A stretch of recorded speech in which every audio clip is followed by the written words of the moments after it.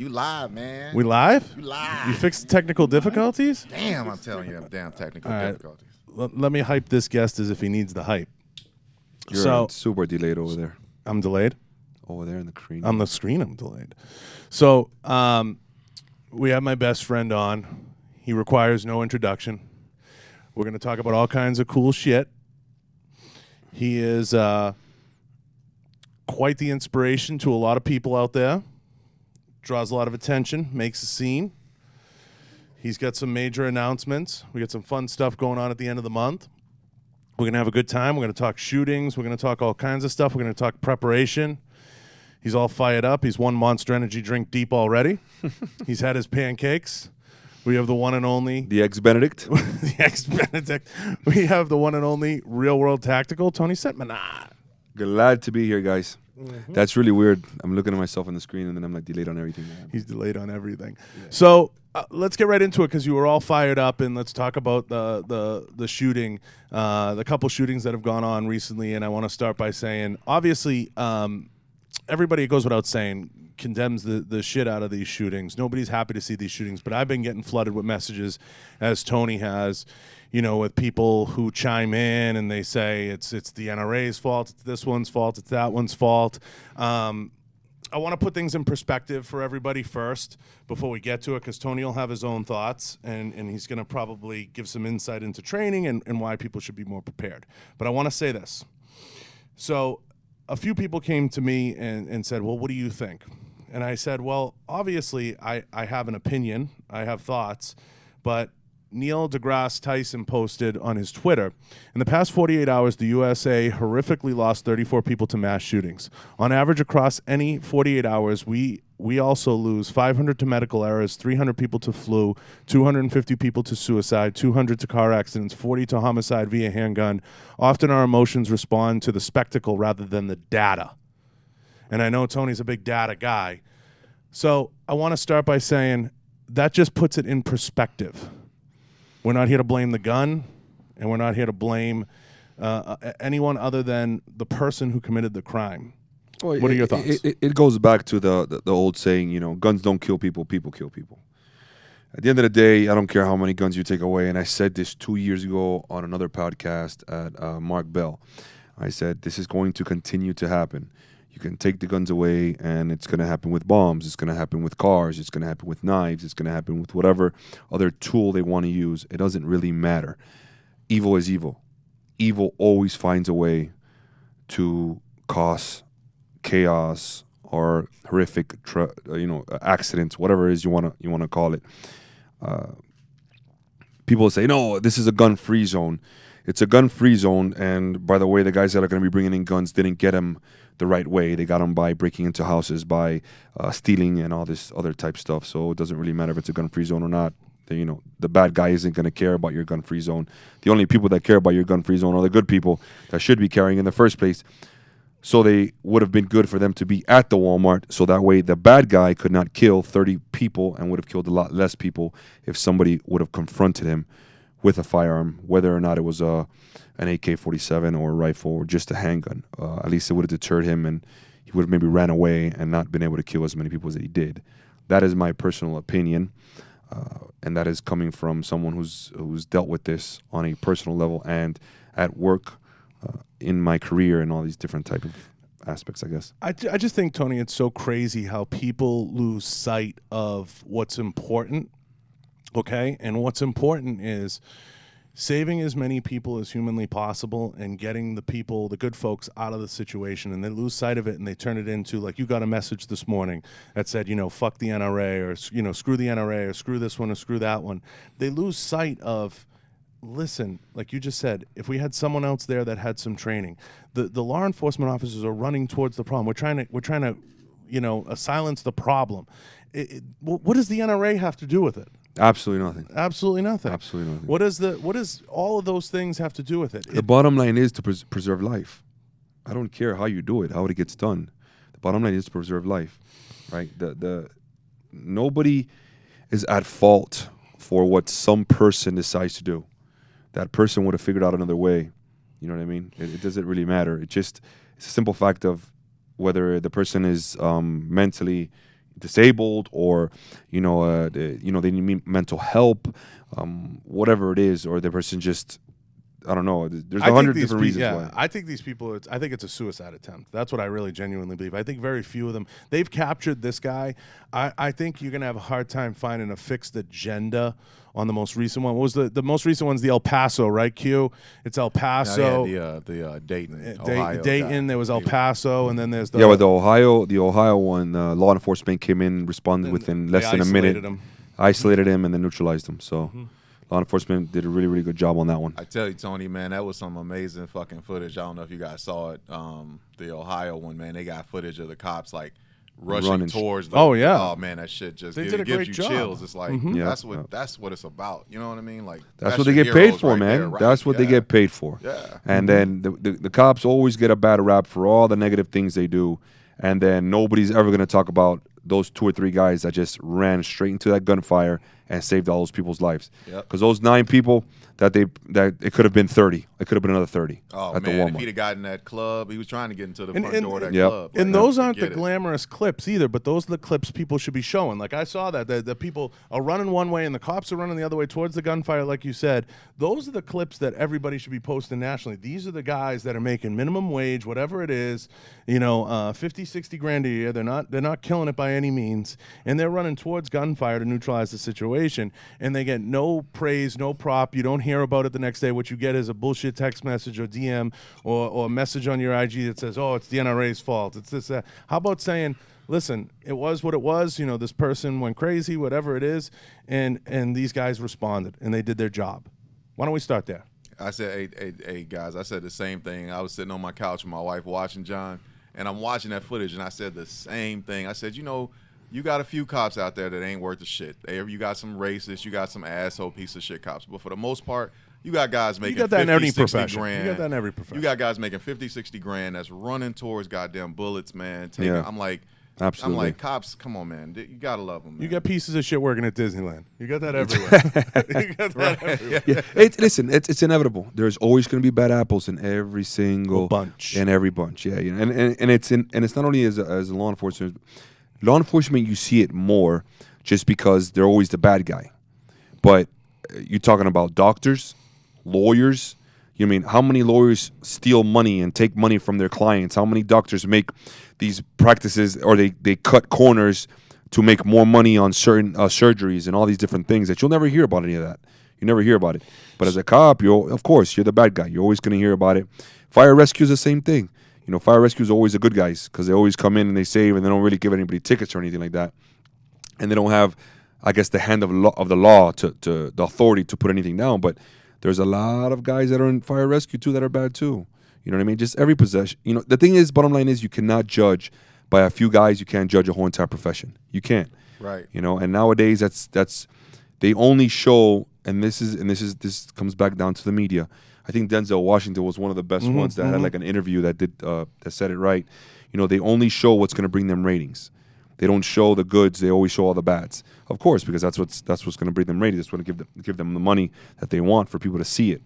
So it kind of sucks nowadays, in regards to that matter. If it bleeds, it leads. Yeah, and look at the abuse. Forget the fact that look at the abuse that's going on with police officers now, with the water, with the fireworks. Did you guys see that video of the fireworks the fight?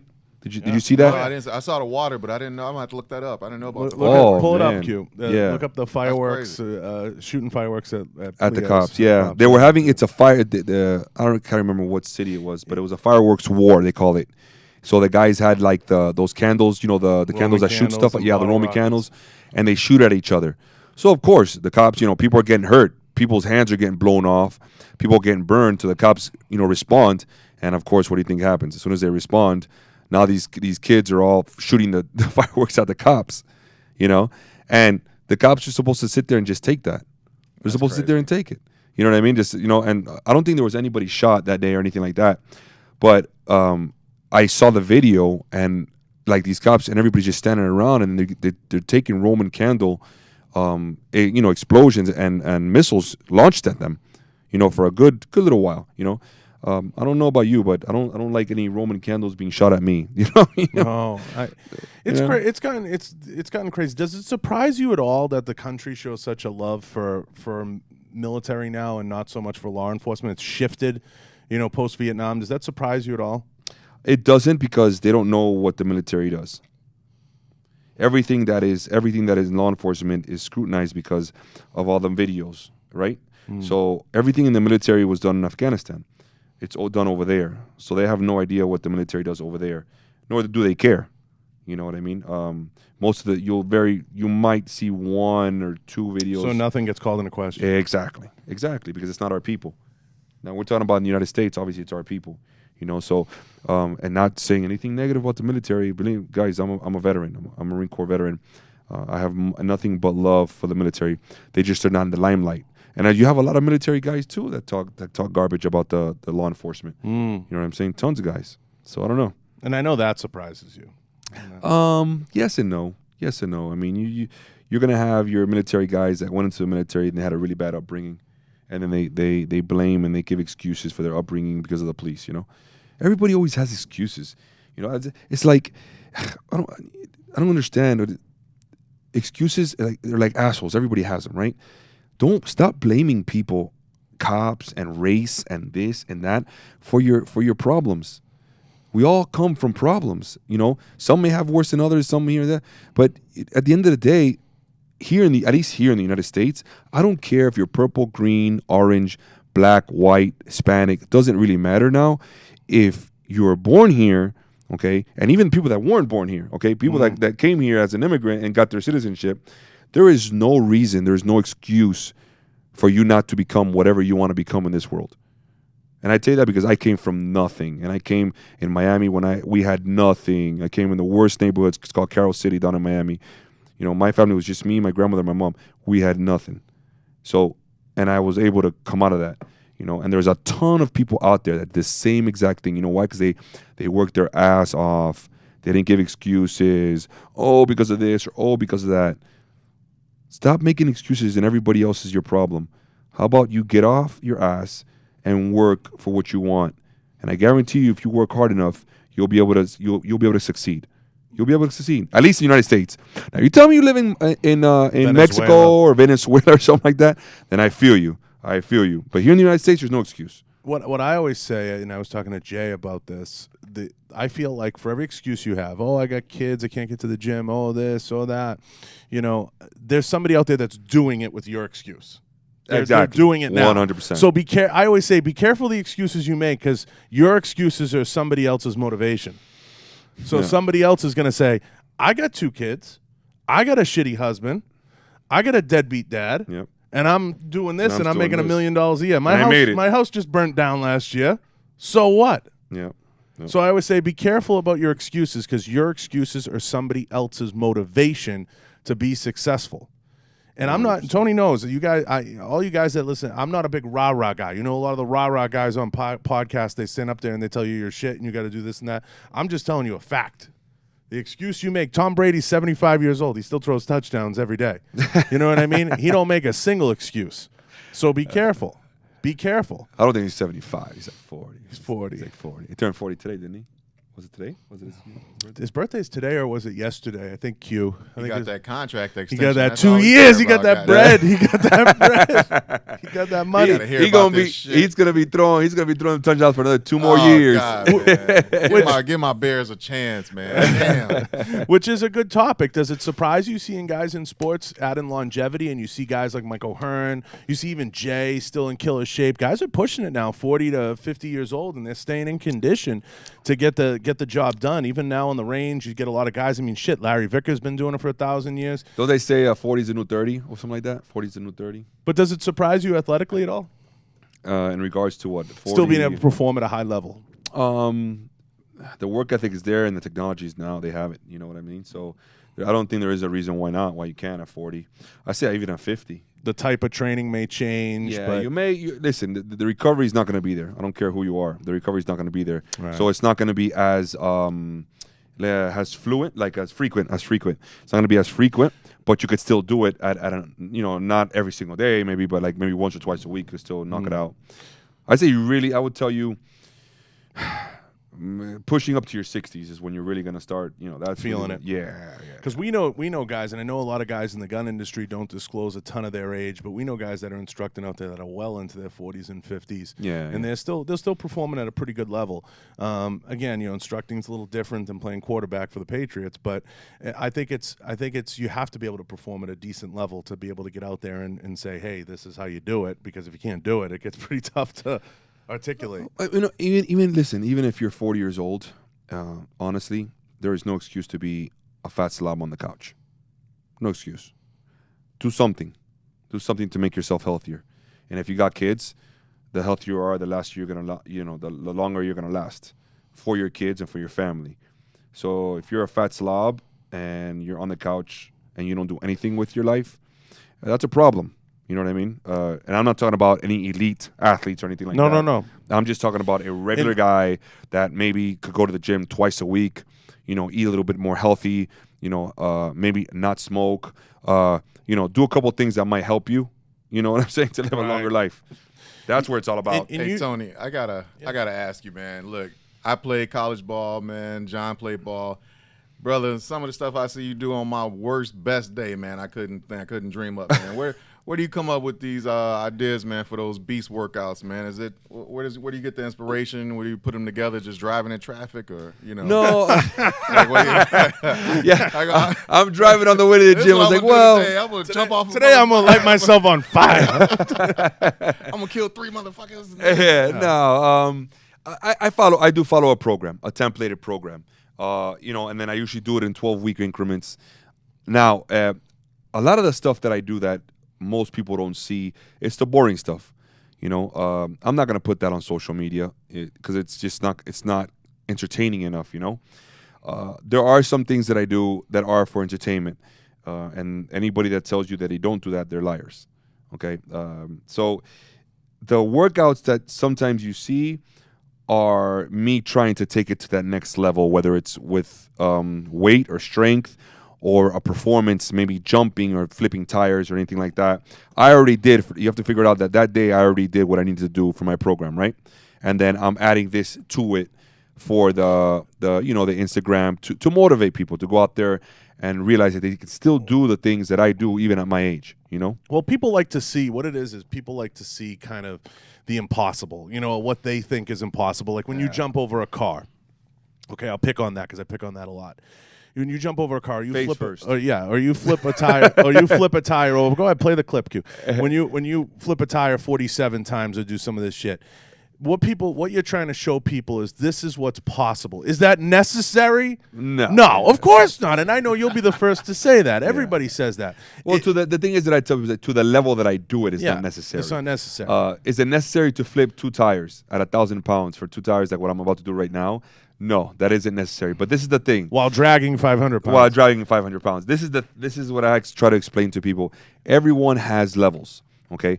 Everyone has limits. Everyone has goals. I've been doing this 20 plus years, I see myself and I flipped 1 tire hundreds and hundreds of times. Can I try 2 tires? Why not? Why not do it? And then when I do the 2 tires, maybe I can do 2 tires with 500 pounds strapped to my back. Why not? If I can do it, why not do it?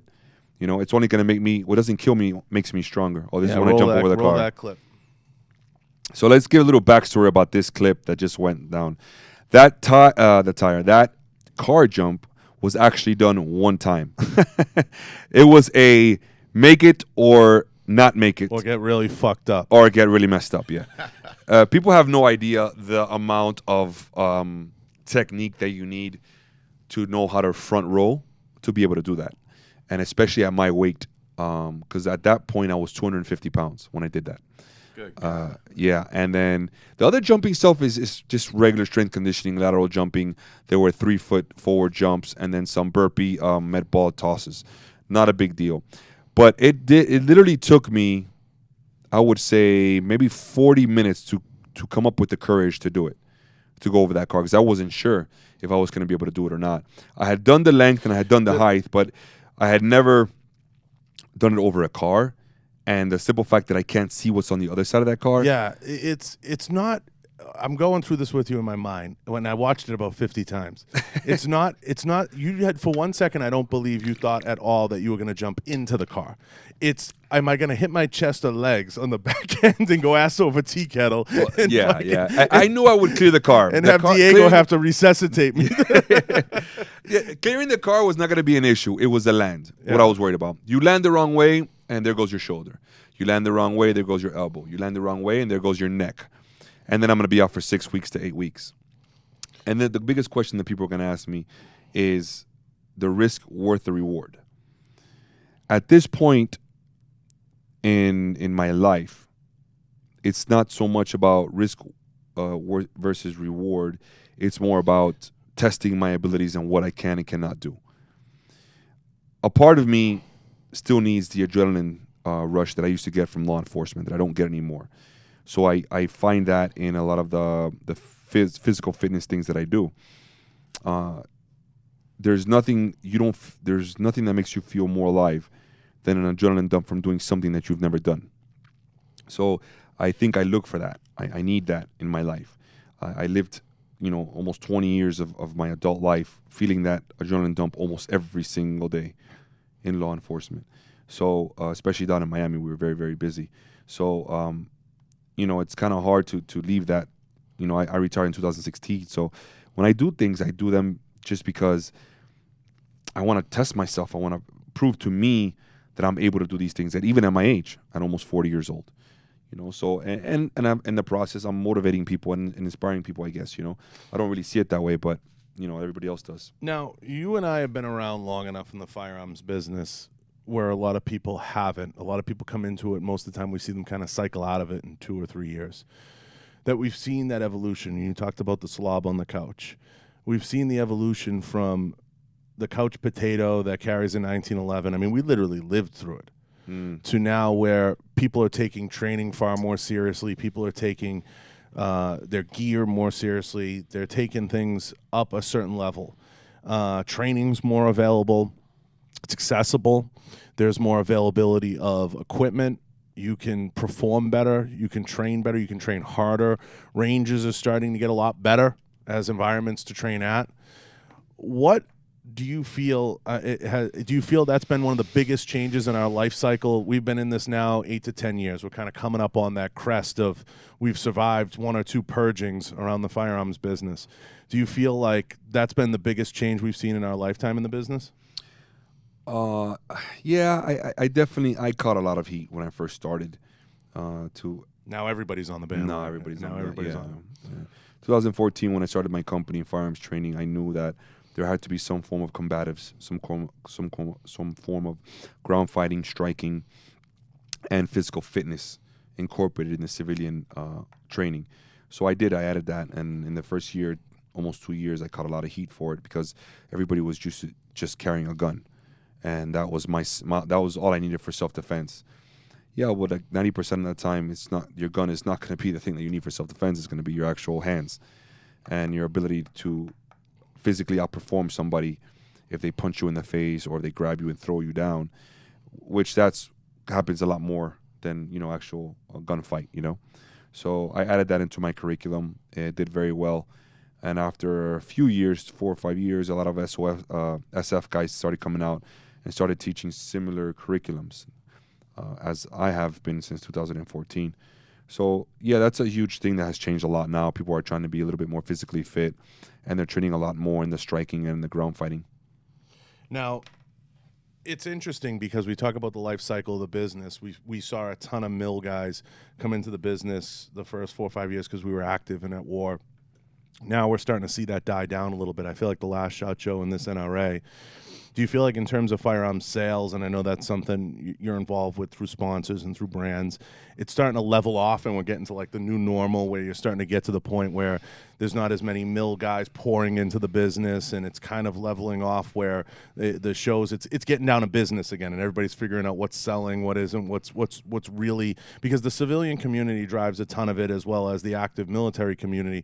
But as we're kind of dissipating from wars, it's kind of leveled off a lot at the shows and at the events and things. Yeah, obviously. Yeah, obviously, being at war has a lot to do with that. But look, these mass shootings, whenever there's a mass shooting or something like that happens, obviously, firearm sales goes up because people see what happens to other people and they get scared and they're like, man, I need a gun. I need something to defend myself with. So I think it just depends on what's going on in our world, in the United States. What are some of the current events, and that has a huge effect on firearm sales and what they've, how it affects everybody else. Drives it. Yeah, it drives it. So the biggest thing, now I think, and we're seeing the NRA go through turmoil, is I think we have to get back to emphasis on training, but not fear-based training. It shouldn't be fear-based. Because not everybody's going to run into an active shooter situation. What's the best suggestion you give people, or you could give someone that says, Tony, I'm really scared. I go to the mall or I go to the movies. I don't know if I have what it takes to run into the fire. What do I do? What training where should I start? Where do I begin? The bottom line is that carrying a gun is just like, I don't know, 10%. Because you can carry a gun all day, but if you don't know how to use it. How do you get the mental?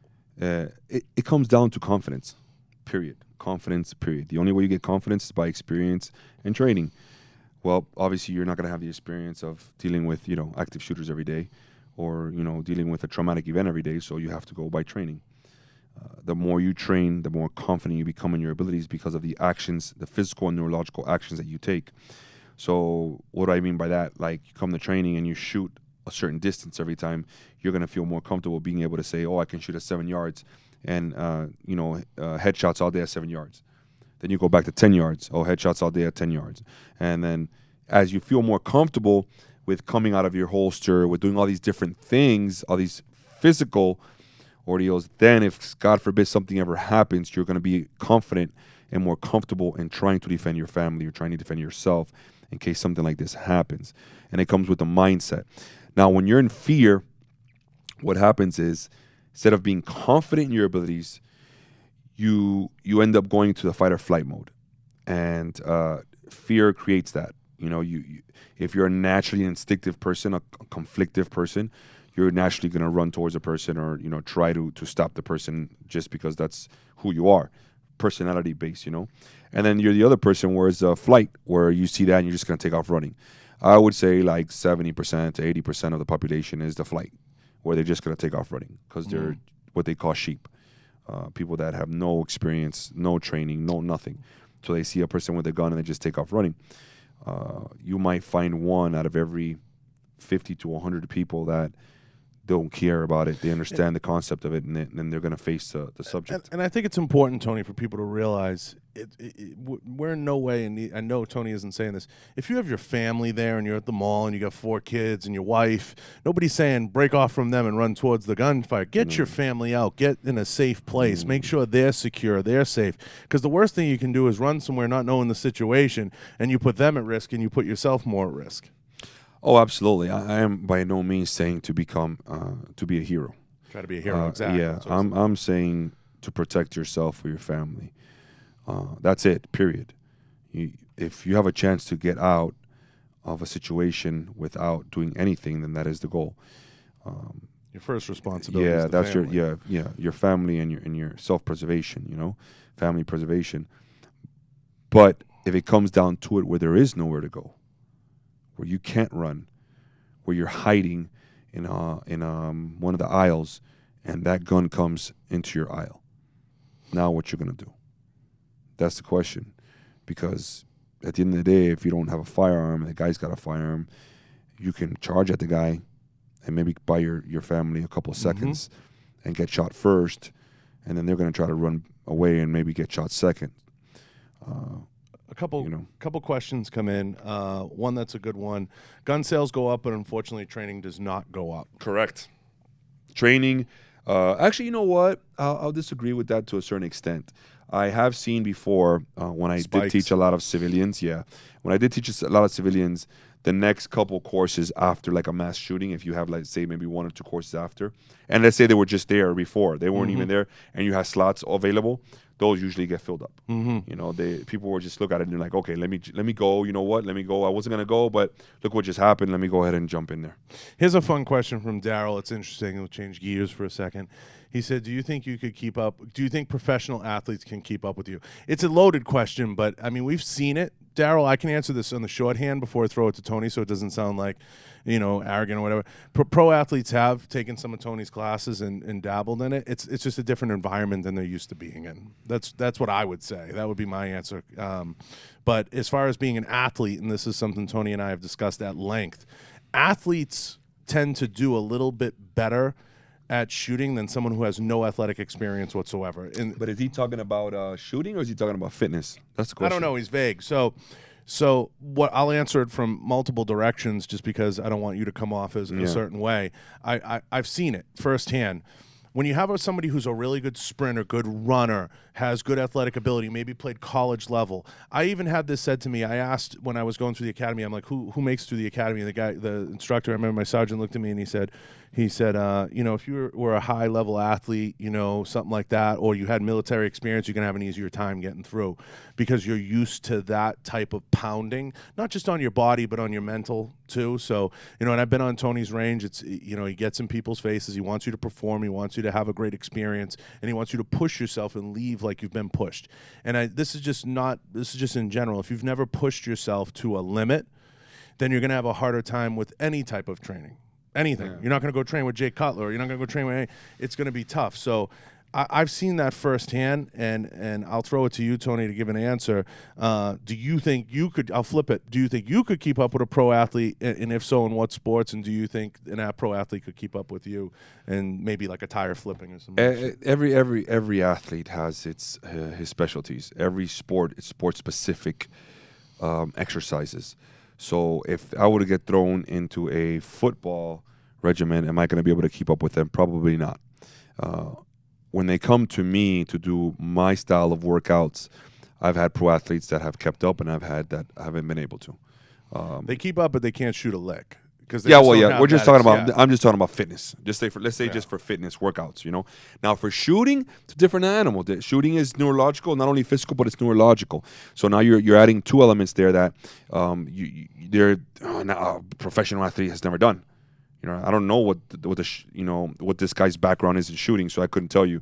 It's difficult to say in that aspect. But I've had pro athletes that quit on me. They've quit on my courses.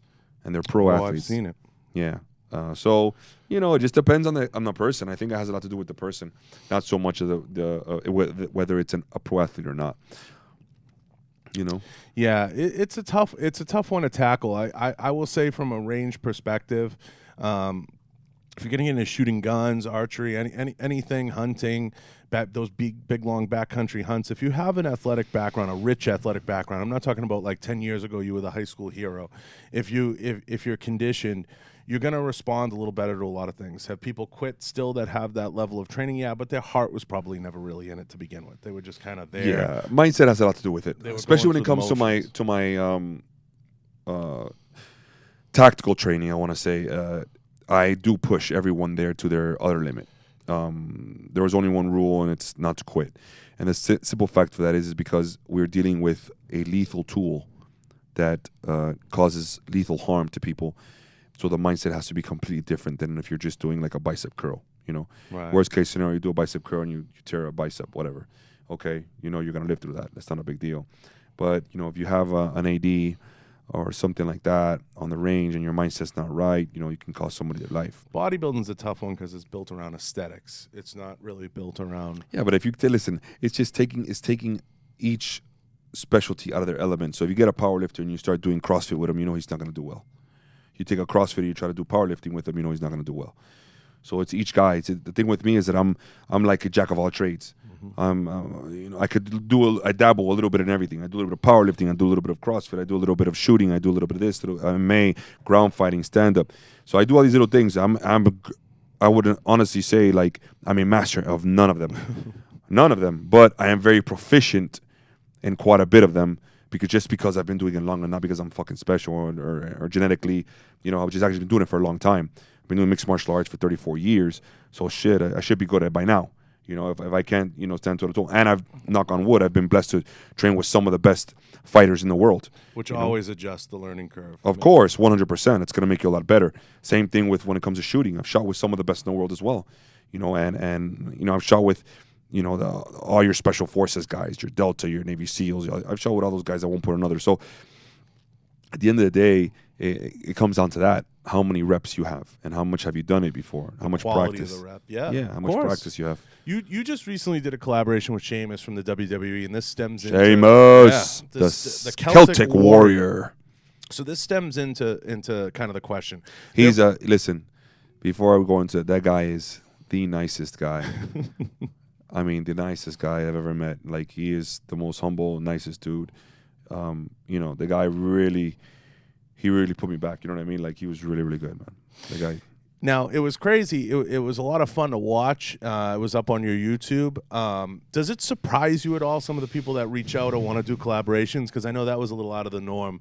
Does it ever surprise you? And I know you get a lot of requests from random people. And I say this all the time. You can't satisfy everybody. But does it ever surprise you, some of the people that reach out? A lot of people know how I am. So I train with anybody. I don't care what fitness realm you're in. I'll get in there with you. You know what I'm saying? Doesn't matter what it is. You want to play tic-tac-toe? I'll play tic-tac-toe with you.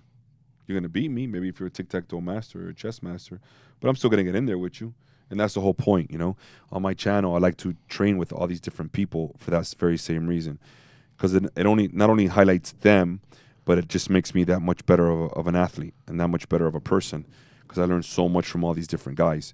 You know, we did a nice little skit, me and Sheamus, of WWE in the beginning. I know you like that. Oh, yeah, I love it. If you guys don't know John Bartolo, he's a huge WWE fan from probably from the 80s and 90s. Yeah, I love, because to me, all great marketing can be traced through the WWE. Because in case people don't realize, it's fake. And it's acting, but it's acting for men. But they put their bodies through. They're incredible the trauma they put their bodies through. It's real to me, man. It's real. It is. Listen, it is. Physically wise. Physically, it's 100% real. But the reason I say marketing-wise is those guys are the best at selling themselves.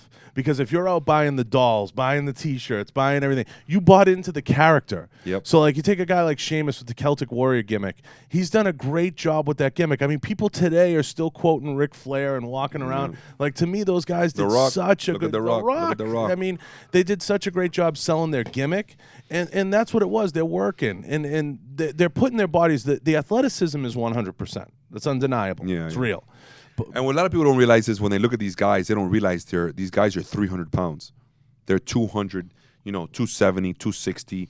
Some of these are 300, 400-pound guys, and they're running around and throwing their bodies around like they're $175. And people don't realize that the biggest thing they don't realize is when you peel back the layers on a lot of them, and you look back and you see John Cena was a power lifter, an accomplished power lifter and bodybuilder.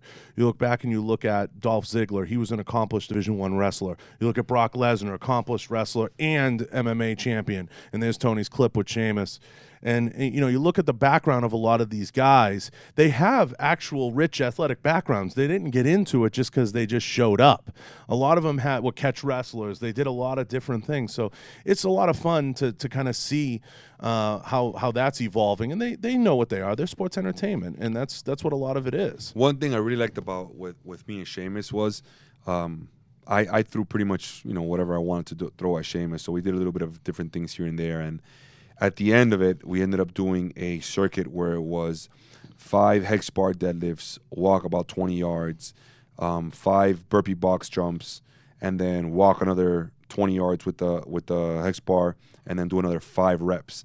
Sheamus almost quit on me on the last set, and I was like, okay, you're not quitting. Absolutely not. You're going to finish this. I don't care what happens, but you're going to finish this. And he ended up doing all 5 reps. And it was that moment right then and there where he realized, like, I wasn't going to let him quit.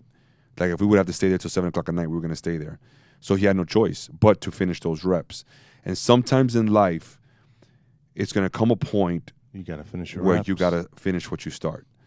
Doesn't matter how long it takes you. Doesn't matter what you have to do. If you started something, you finish it. And that's one of my biggest proponents when it comes to any of my courses, when it comes to my seminars. anything that I teach, that's one of my main rules. That one, I never quit, and it's just he ended up doing it. He ended up doing it, and it was just something that he didn't think he could do, and he pushed his body beyond what he thought. I'm always critical of your courses from the standpoint. I always say, like, not the average person can do them, but I will say this: you give a great line, especially before the Leo course, which we're going to get to coming up. You say, "Look, guys, you might hate me at the end of this. This is going to be the hardest work you've probably done, in a long, long time, but you're going to get through it, and we're going to get through it together. And when you get through it, you're going to feel a huge sense of accomplishment, and you're going to feel like you actually did some real hard work over the last couple days." Yeah. And we can get into when you go home, the real homework begins, and that's something we talk about. But that's a really powerful thing if you feel like, okay, I'm going to get beat up, I'm going to get knocked down, I'm going to get screamed at, I'm going to have to do things my body really can't do, but you're pushing people to break them. And they're going to learn what they're good and what they're bad at, and that's really important, and not enough people learn that. Yeah, I mean, everyone that comes to my law enforcement course, especially my survival course, I tell them the certificate that they get at the end of the 3 days or the 5 days, they're going to cherish that certificate. Every single time they look at that certificate, they're going to remember all the hard work, the sweat, the blood that they had to put into it. And then when something happens hard in their life, they're going to think back to those 3 days or those 4 days and say, that didn't break me, nothing can. Mentally or physically, And I know, Q, we've talked about this. It's the same thing you go through playing sports at a high level. You get that feeling we talk about all the time. Your face has been down in the mud. If you haven't had your face down in the mud and getting screamed at by a coach or having to perform outside of your box, it's powerful. People don't understand what that is to step up and have to finish. It's a lot of people that need that today. That's an understatement. That are not. Yeah, this whole generation, they're not getting it, man, and. Listen, that it does. It just as it goes back to the there's 20 kids on a baseball team, and they lose and they get 20 certificates of winning. Of winning. Everybody gets a winning certificate. I don't know if you guys saw this story over the weekend. Marshawn Lynch runs like a football camp, and it's like a big thing now because this parent, went off on him and made this big deal. She went on TMZ and everything because he cursed at her kid in the drill. He was like, get the fuck out of my drill. You're bullshitting. And she lost her mind, went on the field and threw a T-shirt at Marshawn Lynch. And, I mean, it's this whole big thing now. And it's like, Jesus, man. You can't do – I got out of coaching. Let me see. I got out of coaching Q 2009, 10. I think it was 5 years after college. I coached high school football for a while. And it was because I saw that coming, you know what I mean? Long story short, a coach got in trouble for language, things like that, and I was like, this is the beginning of the end. I was like, I'm out. Yeah. You guys ever seen that quote, uncoachable kids become unemployable adults? Yeah. Oh, I like that. That's awesome. I've never heard that before. Yeah. That's awesome. It's very good. That's actually really good. I would say uncoachable adults, too. I'm writing that down. Uncoachable kids become unemployable adults. That's really, really good. Employable adults. That is real good. That's and it's so. Listen, that is so true. That is so true. Like if your feelings get hurt, you know what I'm saying, because you're being lazy, and you don't want to work as hard as everybody else, and your coach is jumping on you and getting on top of you, and he's telling you, hey, you need to work harder, and then your mom comes in. Like your mom, literally rescues you. In the old days, that'd be embarrassing. Exactly. You'd be embarraed. I was gonna say, I was like, Yo, my grandmother would whoop my ass after that. You know what I'm saying? You better start working harder. She might do it right then. Yeah. When I played sports coming up, the only time your mom or any family member got involved or crossed the line, as I like to say, Q, on the football field, was like if you lost a tooth or something, or like you broke a bone, and it's like, yo, no, we got to take him to the hospital. like he can't walk. You know what I mean? Like it had to be that. Or like my mother was like, you going to practice because you ain't coming home and sit around. It was like you're going. Well, back then, the kid, if the kid's got some intestinal fortitude, something happens, you go, hey, tape it up, coach. Tape it up, coach. Don't take me out, coach. Tape it up. No, you might lose your spot. Yeah. You know what I'm saying? So now it's like something happened. It's like, oh, poor baby. Bro, suck it up. And Q, we played in the old days football when you played both ways and on special teams. And if people don't know what that is, if you know what I'm talking about too. And if people don't know what that is, that's 60 minutes. You went full go. You didn't come off the field. And it was like, yo, coach, the field goal team, can I catch a blow? He'd be like, fuck you. Go back out there. It was you or the freshman. So you played the whole way. You know, every down, every snap, every anything. Like right when I was done on the offense, I switched around and I was on the defense. You know who said it had a really good Mike Tyson. Mike Tyson used to wake up at 4 o'clock in the morning because they would give him an edge every single time he would get into a ring with his opponent, because he knew that if he woke up at 4 o'clock in the morning, he knew that other guy wasn't. You know, and that was enough of an edge. A mental edge that he had on the other guy. You know, and it comes down to work ethic. That comes down to work ethic. At the end of the day, if you want to be a world class athlete, if you want to be a world champion, you have to put in the work. You have to work harder than everybody else, because there's a lot of guys out there that want that spot, and they're going to be working real hard. And you have to work twice as hard as them. You know what I'm saying? It's that old saying, you know, when these guys are partying, you're working. Mm-hmm. When they're sleeping, you're working. You know, when they're eating, you're working. And then you're probably working and eating at the same time. I will definitely attest to this, because people who know us know this. Like, we don't drink, we don't party. You know, that has definitely, as 35 turns into 40 and 40 turns into 45, that's where the edge comes in. You start to gain a little bit. You're stretching it out a couple more years. I'm not about to go the Tom Brady route where you don't eat any bread or you don't have any tomatoes. I love food too much. Yeah, man. I can't. There's certain things I'm not willing to do, but I need pizza in my life. You know, Sour Patches. You know, all that. The monsters. So we gotta get to. We'll cover the Leo course before we get to the fun stuff. So we got a Leo course coming up. Tell everybody about it and what's involved. Yeah, I give a free Leo course every single year. It's going to be August 19, 2021. And what I do is I just have some of my sponsors chip in to cover the course. And it's free training. It's a survival course. It's vehicle operations class. So many things happen around vehicles nowadays. So I like to give them that class. A lot of departments just don't have the funds for it to provide the vehicles and all that, you know. So it's something that I do once a year, and I got law enforcement guys that come from all around the country to attend the class. And it's been a success for the last couple of years, and I'm hoping that this year there's some great sponsors behind it, and some good companies that definitely, you know, deserve mention. You know, Action Targets has been a long time sponsor. Action Targets, absolutely. You know, for sure. They're Jonathan huge. goes above and beyond over there, and they support the shit out of it. Hopefully getting, you know, Vega, Crossbreed, a few other brands. Vega Holsters USA. Involved. Yeah, Crossbreed holsters as well.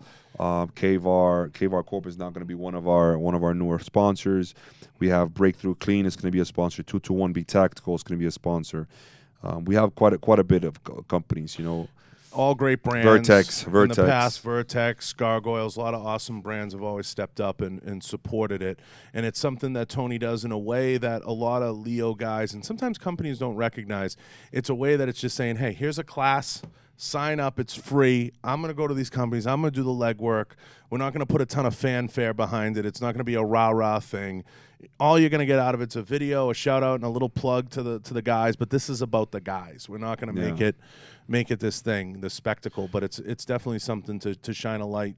All the proceeds and everything from that the sponsors give goes straight to the trading. Nobody there is getting paid.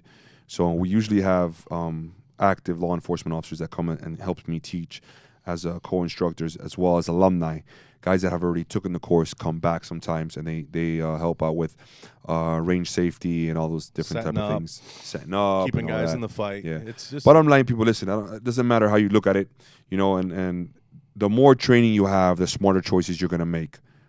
The more training you have, the smarter choices you're gonna make. You're not gonna make stupid choices out of fear, because you're going to be a little bit more confident, have a little bit more knowledge. So it's going to save you from the bad shootings. It's going to save you from these wrong decisions that some of these police officers make based out of fear, because they don't have the training. Their department doesn't have the budget for training. So that's why I do it. I try to give them the training so they don't make stupid mistakes. You know what I'm saying, Q? Every day, brother. I couldn't agree more, man. You know, and I won't go down this road, but I get into it with a lot of people, man. You got into it with me this morning. Christ. Well, especially with the cop angle, Tony. Like, you know, I'm a black guy, right? And No. whenever, you know, I'm black. I remember I looked in the mirror this morning. I'm black. And, you know, I get into arguments with people a lot because a lot of people want to make, you know, stuff racial. And a lot of times, yeah, it's fucking racist. But a lot of times, it's down to fear and training. That's it. It's not. It's got nothing to do with race. It's got nothing to do. That cop was just untrained and scared. Yep. And reacted. Yep. And you know, it's just the truth sometimes. Listen. And if I were to say you that the perception doesn't have a lot to do with it, I'd be lying to you. You know what I'm saying? The circumstances of every single scenario determine how the cop is going to react.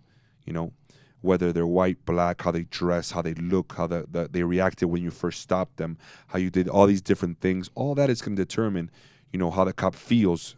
Does he feel uneasy? Does it make him feel a little hesitant? Is he a little bit scared? You know what I'm saying? All these different things are going to take into court. Definitely. You know, bottom line is, if they train more, black, white, green, or purple, they're going to be more confident in their abilities. And it would be right. It'd be consistent. Exactly. They're going to give that extra second because they're confident in their abilities on what they know they can do.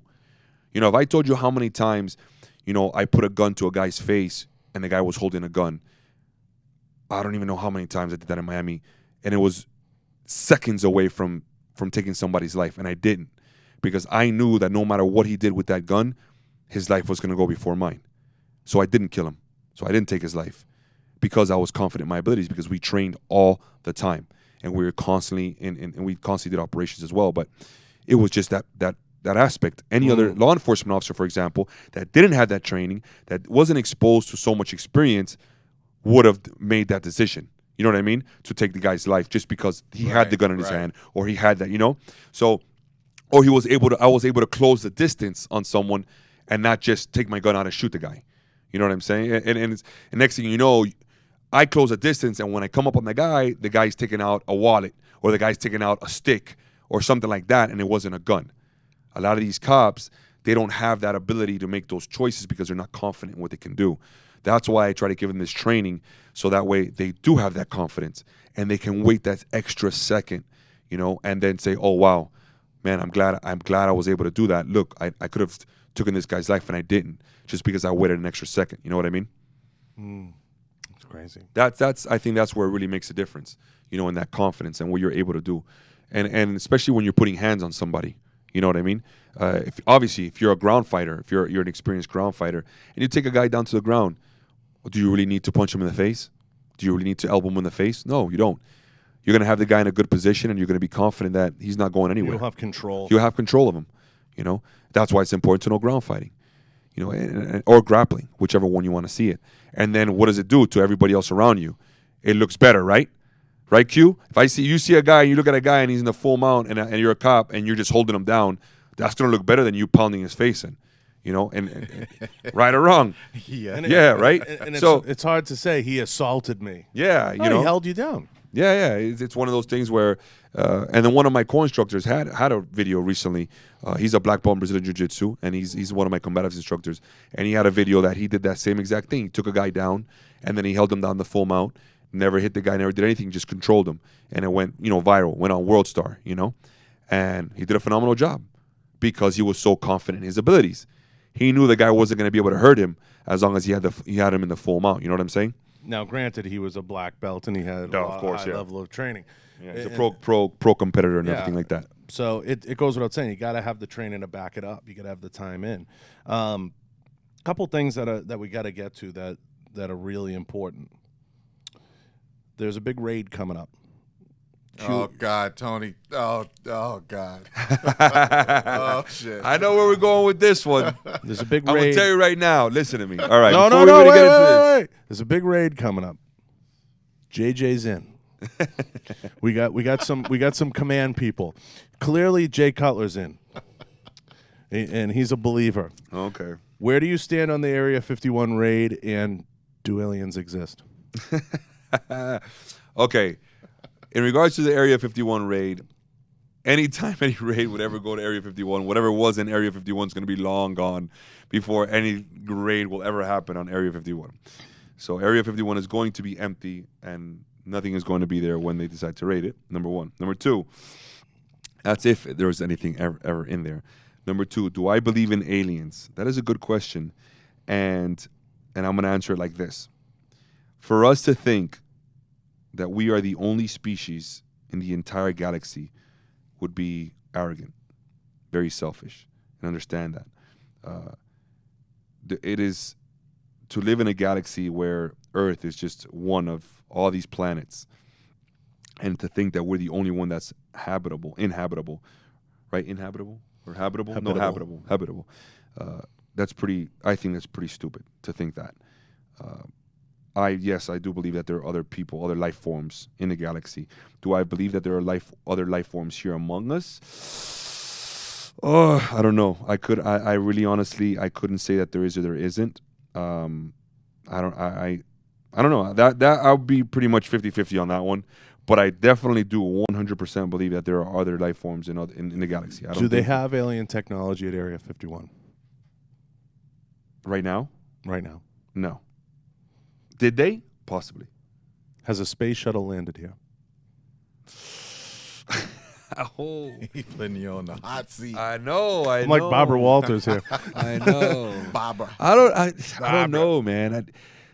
I would say, you know what? People want to know. In the history of the world, yes, I believe so. Yes. I think something has landed here in the past. Because there's no fucking way. I've brought up the whole pyramids thing. I don't give a shit if he's going to hide from the question. I'm calling him out. No, listen to me. I said yes. I said yes. You're going to tell me like these motherfuckers built the pyramids. Like they're like, Q, they're like, yo, the Israelites built these pyramids. They're 97 feet high, and they're bricks that weighed like 9,000 pounds. And like, yeah, some slave carried it on his back for 4 days.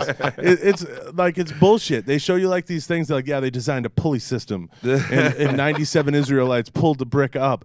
Horse shit, man. Yeah, I do believe, that in the history of the world, I just don't know, because as the other question was, are they here still? Are they still among us? I don't know about that. I mean, I couldn't. You take a trip down Fremont Street in Vegas. You might change your tune on that one. I'll loosen them up with this. There's no way in the history of mankind that no one has visited here at some point, because the advancement of technology, especially the last 200 years, and I know we have mutual friends that have said the same thing, has been so steep and so aggressive that you cannot tell me that Steve Jobs, he just randomly designed the iPhone, when 100 years ago we didn't even have a telephone. So what are you saying, that Steve Jobs is an alien? I'm just saying there's some type of alien technology that people have had access through the years that has allowed the reverse engineering of certain properties to allow for the rapid growth. I mean, 50 years ago. Tony, okay? I've been trying to work with him, Tony. Stop I'm it. trying. 50 years ago. No. 50 years ago, to put it in perspective, a copier was crazy. A copy machine. Okay? Yeah. No, I understand what you're saying. What you're saying is the technology from 1950 to now, it's insane how much we've accomplished. In the last 100 years, it's ridiculous. Yeah. Okay? No, and I agree with you there. I definitely agree. Something is getting reverse engineered. You're going to tell me we were talking on cups on a string, and now I can call frickin' Australia right now on my phone, no problem, clear as a bell, and have a full conversation, and do a video conference on my phone. Yeah, I mean, God knows, Stop it. It comes down to like, if they found things over the years, you know what I'm saying? They never told anybody about, the military or the government or whatever, and then people were able to use it and build things off of that. I could see that. I could definitely see. I could see reverse. I'll say this. I'll give my official statement. I think there's definitely alien technology on this planet, 100%. I don't care if it flew from the stars. I don't care if it crash landed. I don't care if Tony picked it up and carried it and dropped it off. It's here. So you think there's like a Men in Black? I don't know that there's a Men in Black. I don't know about that, but I do believe there has to be. There has to be a Men in Black. If there's aliens, there's 100% organizations we don't know anything about. Because I'm telling you, I know some of the high level. high-level groups and high-level organizations, let me tell you, there's got to be one beyond them because if it's there's got to be and Tony knows the people I'm talking about. There's got to be an organization beyond them. There's got to be. We got to be careful because there might be a man in black guy coming right know. now and just like they hit us with that little thing. The thing, and we forget everything. Yeah, we forget for it all. 6 weeks. So I definitely there's some type of alien technology. Let me ask you a question. This is where it gets important. Are you in for the raid? Am I in for the raid? Would you go? Who am I going with? I gotta be going with some good people. I mean, there's people that want to know. Who's my team? What if it's a big party? A party? That's what they're saying. I'm not gonna go to Area 51 for a party. I go to Miami for a party. That's what it's going to end up being. It's going to be a party. Big right? ass party in the desert. That's Bunch it. Of drunk people. That's it. Isn't that crazy though? They're like, we're gonna storm it. We're gonna get them aliens. That's what they. Yeah. Okay. And the funny thing is, people don't realize it's like 15 miles in a desert beyond the gate. Right, Q? Did something like that? They came out. They were like, "Yeah, good luck." It'll be like the Trail of Tears. People will be dropping The like town is like, everybody will drop on the way there. Nobody will make it. The town is like 55 people in the town. They're like freaking out. They don't know what they're gonna do Let's- with the people that come there. Let's get to the even more important pressing questions. Did we land on the moon? Did we land on the moon? Yeah, we landed on the moon. I didn't land on the moon. Is it real though? I think it's real. I definitely think it's real. Yeah. And I believe too. I'm going to go a step further. I believe we went beyond the moon, but you just don't know about. I was gonna say that. That too. you just 100% don't know about. Yeah. Because you're not going to tell me, oh, we landed on the moon in 1969. Then for 50 fucking years, we didn't send any manned spacecraft anywhere else. Come on. Come on. All right, you got to ask them the last question. Kennedy, with magic bullet or what, Tony? Yeah, in all your experience with forensics and shootings, was Kennedy killed by a lone gunman? Or other? You mean like? Was it either- multiple? Was it multiple or was it alone? Pull up the Zapruder film. That magic bullet. Pull up the Tony. Zapruder film, Q. Let's have him analyze it right here, Oh, shit. live, and we're gonna get his honest opinion. Was it one gunman from 90 feet, and he fired 3 shots or something, 90 yards? He fired 3 shots with no optic. No optic, irons, bolt action, and killed Kennedy. 90 feet. I think it was 90 yards. I believe it was 90 some of the yards? distance. It was 90 yards, and it was in a moving car. Was it the mafia? Oh, who knows what it was? I mean, I don't think it was the CIA. I think that it could have definitely been only one person. You know what I'm saying? I don't think so. I think. I believe in the storm drain theory. I think there was someone else in the storm drain. That's the theory I prescribe to. I don't believe in the grassy knoll. There was another gunman on the grassy knoll, Q. I think it was the storm drain. What was the name of that show that I really loved a lot? That went back in time, and he went back. You're talking about MythBusters. No, it was a show, TV show, and the guy used to go back in time as different people. Quantum Leap. Quantum Leap. Oh, Quantum. Quantum Leap. I Remember grew up on that? that show. That Oh was a my great God. show. And he went back. I think there was a show that he went back to the Kennedy assassination. And he did a couple of shows like that where it was like different. Didn't they try to bring that show back or no? That guy? He's working in NCIS now, I think, I or think CIA I or think something. they did try like. They tried to bring Netflix it or back, and it was somebody, like bootleg. Yeah, then It wasn't like Quantum Leap. It was like kind of leaping. It was a bootleg version. It was like that was a great show. It was. You got the That was a film great up, show. Q? I can't get a good copy of it. I got like movie clips and shit. The Zapruder. Yeah. So I definitely think. I think it could have been done by one person. I just think he was a patsy. The way he was murdered after, that was a total. Conspiracy theories are really a fucking thing right now with this whole alien thing and everything else. It's getting a little crazy, but they declassified a bunch of the Kennedy documents not long ago. It was under the Trump administration, so a lot of stuff's been coming out about that, and it's going to be interesting to see what comes out in the next wave, because I think they declassify the next wave in the next 5 years or something. They have to revisit it, so because they wait till all the people are dead. And that's part of the alien thing. They declassify all these documents and they say, okay, well, now we're going to release these. And these statements come out and these things come out that people didn't know. And everybody's chiming in online now. We didn't land on the moon. Multiple people, anything from the bullet damage. He got shot by multiple people. And that's why, like, the way you see his head shift and everything else, like, the theory is one bullet went through his head, through his wrist, hit the guy in front, hit the guy on the driver's side. And yeah, but you know what, though? Like, listen, when it comes to that, rounds, as soon as back then, especially, they hit one way, they can fragment out any other way.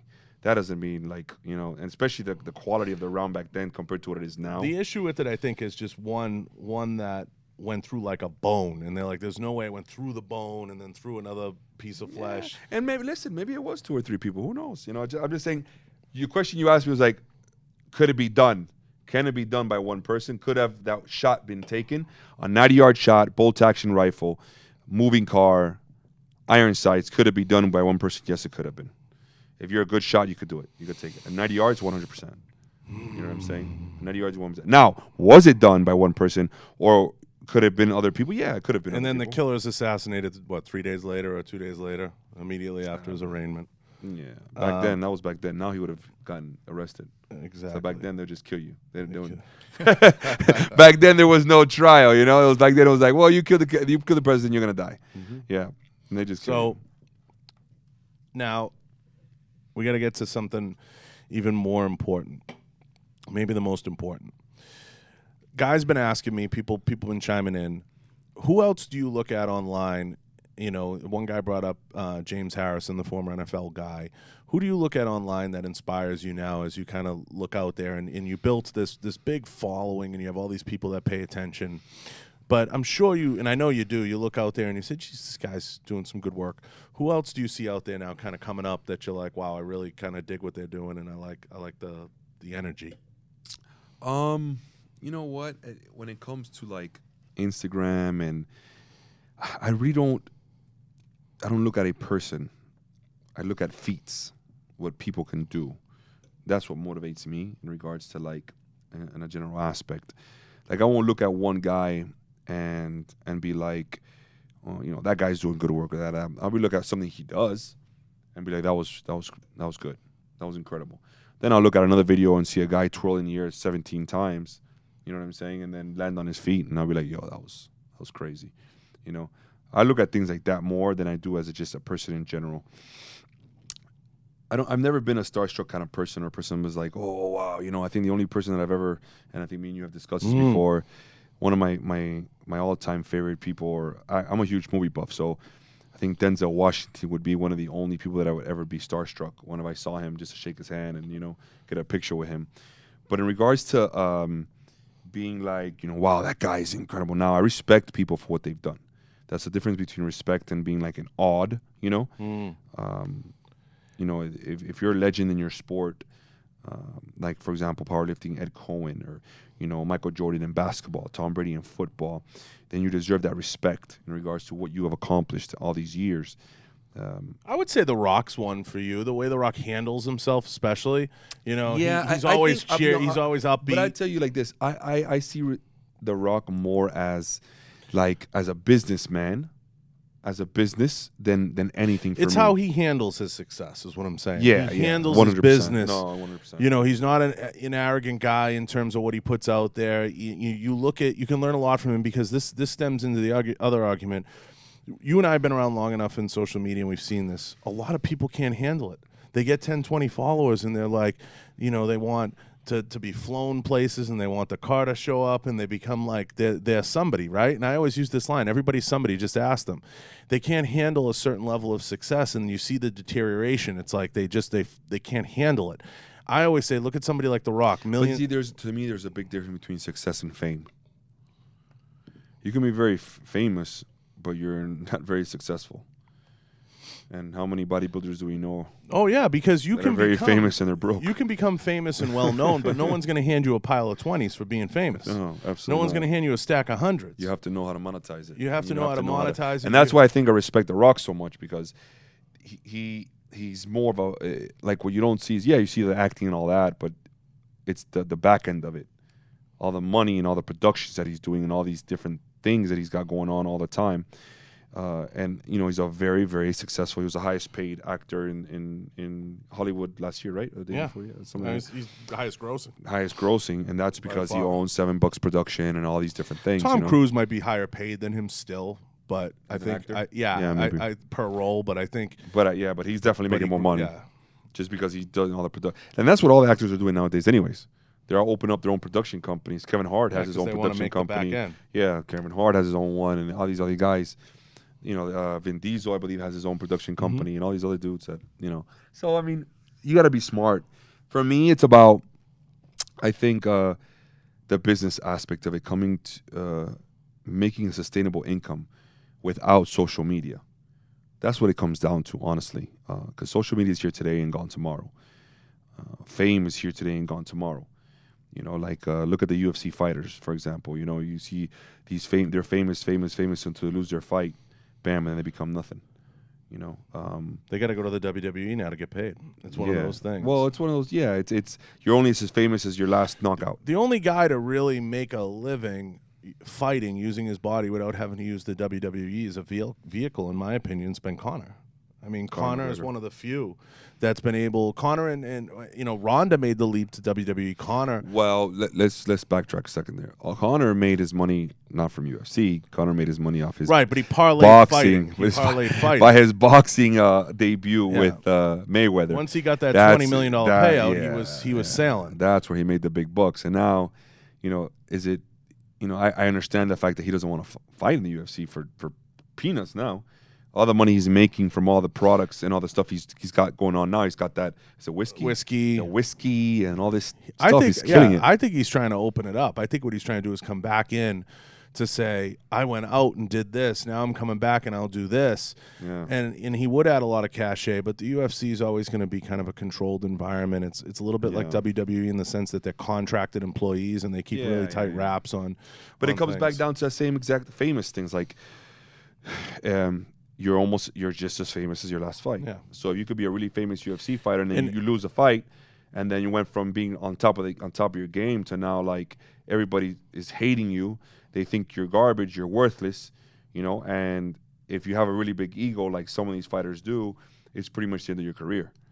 You know what I'm saying? And that's the problem. And then if you aren't smart about your money and you aren't smart about being a businessman as a UFC fighter or just in general, whatever.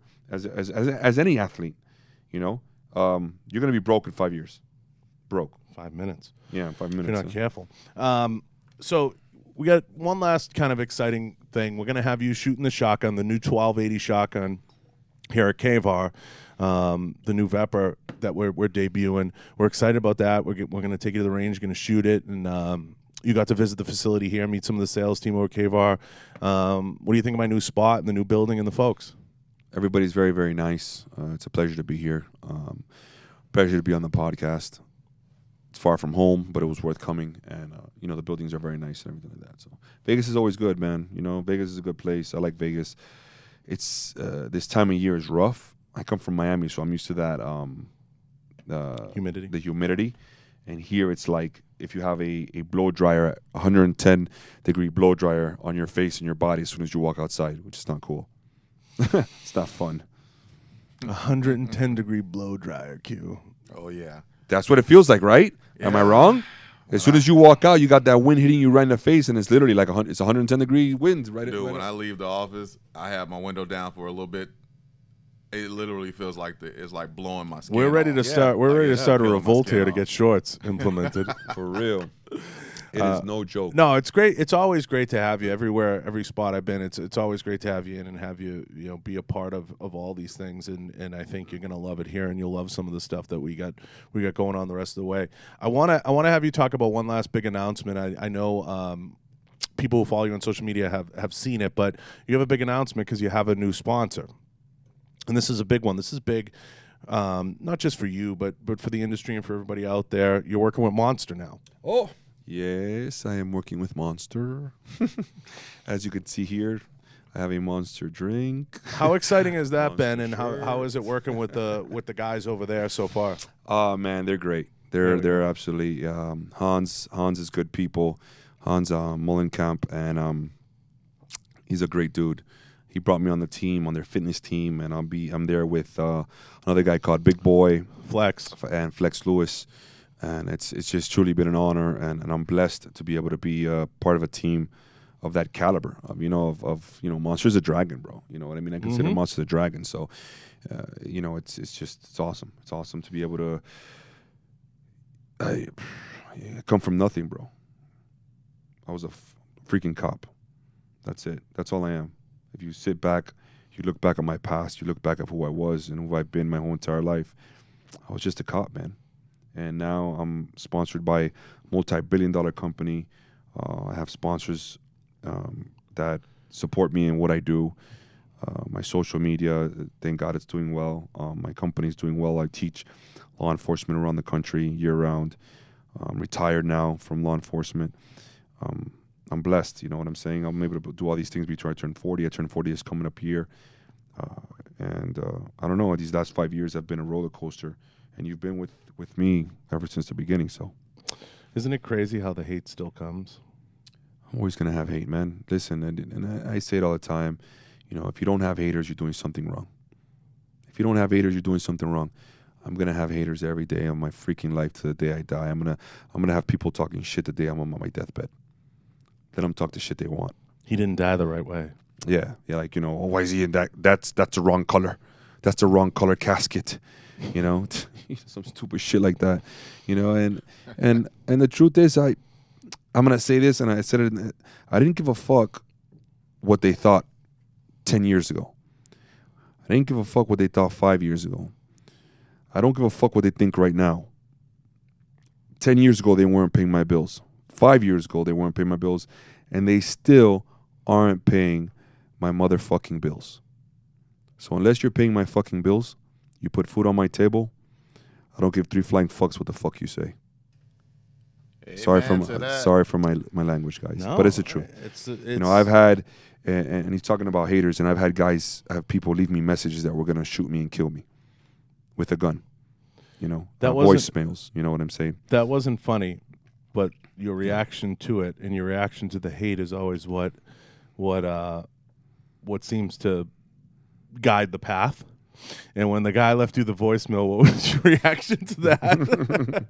I remember. I put a story up, and then it was like DMs were coming in that had the guy's location, everything. Yeah, I put his phone number on my story, and people called it. And people called. They were calling the number. I had his name, his address, date of birth, social security number within 30 minutes. You know what I mean? Like, if you're gonna do that to me, you know, be smart. You know what I'm saying? Don't do something stupid and give me. And if you're gonna do that, first of all, don't use your real number. The kid called from like his mother's house phone. Yeah, you know, like, be smarter than that. I'm looking for it because I can put it here, so you could hear it on the thing.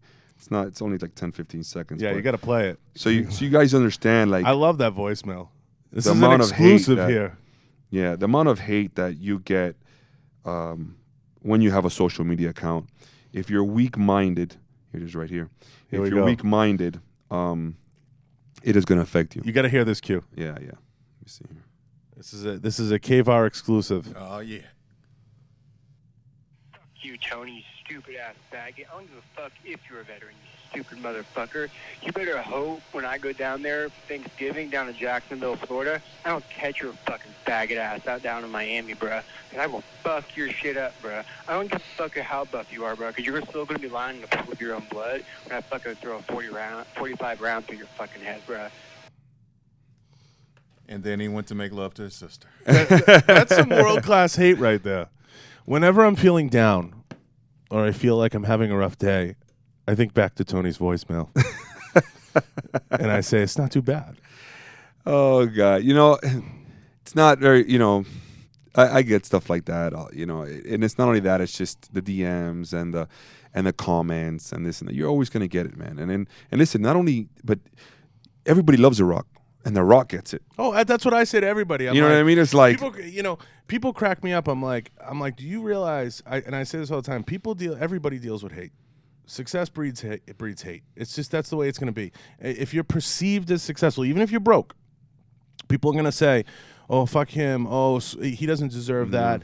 You know, I was thrust into in a very young age, thrust into a high profile position, and I was thrust into high profile positions at multiple spots. And even now, the shit that people, you're never going to be good enough.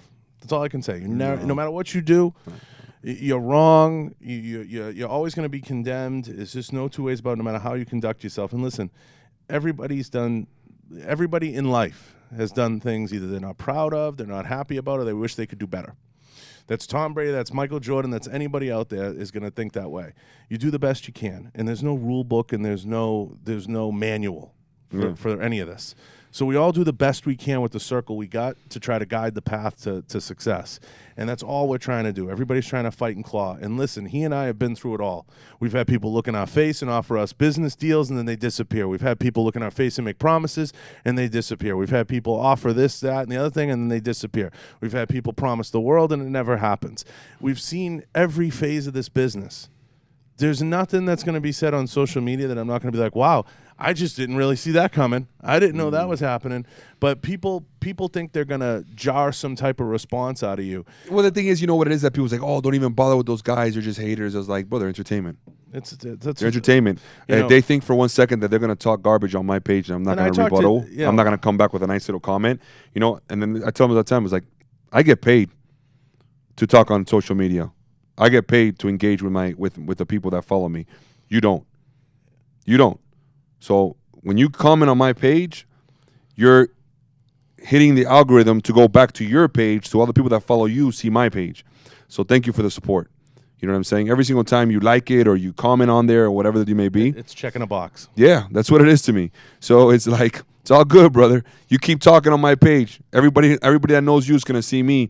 And hopefully I'll get a couple of your friends that follow me.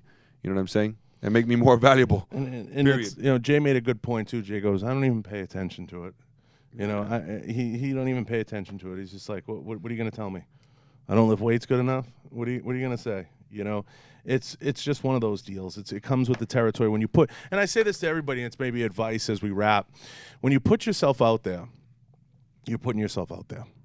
Someone's going to have something to say. Oh, absolutely. I mean, if you think you haven't dealt with it, first of all, in this line of work, I'm going to be straight with everybody. You have family members that question what you're doing. Oh. Of course. How do you make money on social media? How do you make money doing this? Well, they don't understand. They don't understand. So you have people that see you and you give off that perception, and it's just, you know, it's just one of those if I had a quarter for every single time somebody asked me, it's like, what do you do? How do you make money? You know, and then I'm just like, I do whatever I need to do to make money. Oh, and I don't know what I do. I still haven't figured it out, Q. I still haven't figured out what I do. And we go through it, you know, we go through it dealing. Live. That's what I live, you know. We go through it here, Q. It's explaining to people constantly the new mediums and the new way that marketing's done and the new way that pushing a product or a brand, you know, and I have my own, I think eventually in the next 10 years, you're going to say, I have my own brand. And people are going to understand what you're saying. Yeah. You know what I mean? It's going to become that simple. I have my own brand. And the best advice I ever got from Bruce, from a lot of people, is always build your brand. Build your brand, whatever your brand is. Absolutely. Your brand is RealWorld Tactical. My brand is me, my show, myself. I put myself out there in the work I do inside the industry. But there's so much people don't see, and there's so much people don't see about people. Now, we'll cut to your page, give a shout out, everybody knows it, at RealWorld_Tactical. 720 posts, 1.1 million followers. You can learn a lot from the algorithm by watching this guy. He spends a lot of time curating his stuff and making sure that he's putting quality content out there. Q, play that one all the way to the left over there, the Leo course up one level. This was last year. One more. Left. There you go. Click that. This was last year's Leo course. Great group of guys. I want to shout them out real fast. We're going to be doing another one in a couple of weeks, sponsored by K-VAR. This was a lot of fun. We'll just show a quick clip of it. This is the stuff Tony, you know, teaches these guys and pushes them, get them some understanding. There's some ground fighting with Ruben and some car work. Awesome time. I mean, great crew of guys, everybody working, everybody taking homework home, everybody getting better. A lot of fun. You know, a lot of egos left at the door for sure. You know. Yeah, that course definitely humbles you.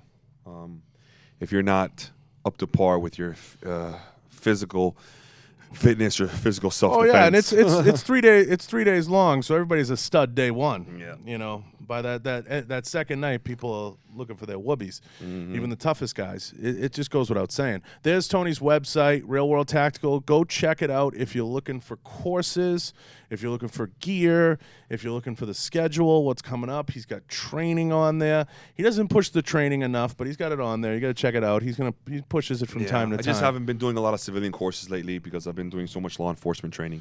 Yeah. So that's why. Yeah, you don't see him pushing it. He doesn't drive it down people's throats, but it's there. I've never been like that. Yeah, so go check it out. And the best way to contact you is probably through the contact page, right? On the website, not necessarily DMs. Yeah, email. Email is the best way. realworldtactical@gmail.com. That's probably the best way to contact me. And that's for linked any through business. That's linked through the website. Business inquiries, yeah, correct. Yeah. So, you know, it is what it is. We march towards another SHOT Show coming up. We have Olympia, which you may or may not be at. Where will you be next that everybody can see you? Show-wise? Oof. You got the Action Targets deal. I have, yeah, but that's all LE. That's law LE. enforcement, yeah. I may or may not be going to Olympia this year, so I'm not sure yet, depending on the law enforcement, because the law enforcement training camp that I'm going to be doing for Action Targets. So, yeah, SHOT Show is probably going to be the next thing in January. Yeah. So SHOT Show, and it'll be interesting to see what happens with the gun industry then. We got some shakeups with the NRA. The gun industry's evolving. It's going to be fun. It's going to be interesting. It's going to be a fun year. I want to give a shout-out to K-VAR, kvar.com. Pull up the website, Q, if you can. All right, guys, before we go, sure. another big thing. I've just partnered up with my brother, Diego De Vera. We are now renovating our gym. The gym is going to be Real World Strength and Fitness. Collides with KO Zone. It's going to be a 20,000 foot facility. Mixed martial arts, full gym, powerlifting, all that stuff. It's going to be based out of Miami. We're having the grand opening in January, hopefully. If you guys ever come to Miami, I would love for you guys to come to the gym and enjoy yourselves.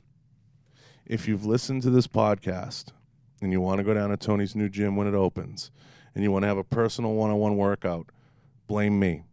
He'll send the bill to me, and he'll give you a personal one-on-one workout. You show up, he'll train you. Or Diego, on me. He'll send me the bill. There's the website. Everybody go check out kvar.com. Make sure you check out the website. We got everything on there. Go check it out. We got a sale on the shotgun, right, Q, right now? One of them's on sale. Not the one Tony will be shooting, but it's a different version. Is on sale. And it's a whole good sale. Yeah.